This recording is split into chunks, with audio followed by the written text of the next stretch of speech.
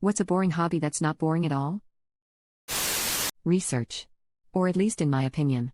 If you're looking for information on a topic you genuinely enjoy, it's actually quite fun to learn a lot about it from different sources. I don't know if it counts as a hobby, but I love just going for walks. I live in a small city, and I walk the same route often, with various extensions. On my days off, I spend the whole day by myself, walking around the whole town and watching, listening to music, and thinking. When I spend time with friends, I take them on walks with me. I walk in the woods, in the streets. I get lost. I walk to get to where I want to go. I'm always peeping walking. I love it. It relaxes me and makes me feel purposeful at the same time. I seriously recommend it to everyone. Just take a freaking walk today. Watch the sunset. Watch the people around you. Look at the trees. Look at the sky. Look at the light moving across the buildings. Listen to your footsteps or your breathing or a song or a story. It's so good for you. Woodworking with hand tools. I'm addicted and have bought 5 hand planes and can't stop. Gardening. You'd be surprised. Knitting. Actually, if you can do it right, it's actually fun. Note that you'll probably rage quit if you get it wrong. Geocaching.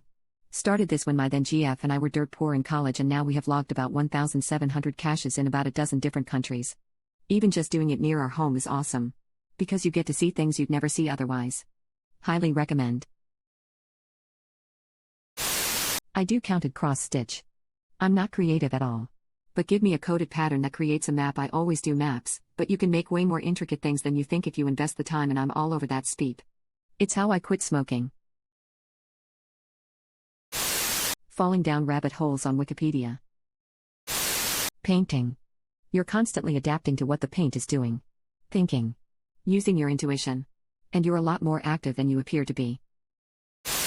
I don't know if this qualifies as a hobby, but I love making Spotify playlists for super obscure themes.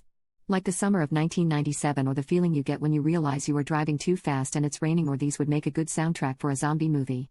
I'm currently working on a playlist of songs to play a stranded Victorian-era time traveler to get them up to speed on 21st century American musical culture.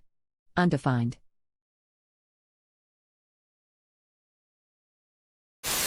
Editing videos. A lot of my friends say it looks boring, but it's actually soothing and calming after a stressful day. Birding.